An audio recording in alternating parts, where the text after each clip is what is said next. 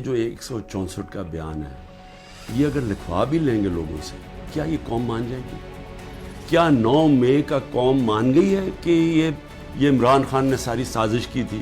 یعنی اپنے اوپر یہ حملہ کروایا پہلے کمانڈو سے اور اپنے آپ کو پھر اس نے جیل میں ڈلوایا اور پھر وہ سارا پلان کے تحت اس نے فوج کے اوپر حملہ کروایا. کیا یہ قوم مان گئی ہے؟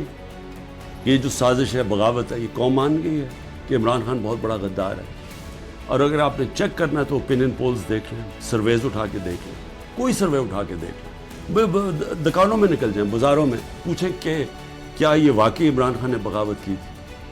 اور میں آپ کو اس لیے یہ کہہ رہا ہوں کہ دیکھیں جو پبلک اوپینین ہے وہ اس طرح کنٹرول نہیں ہو سکتا.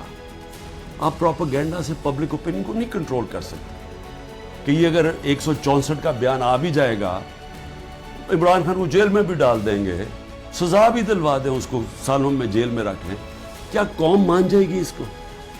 کیا دنیا مان جائے گی؟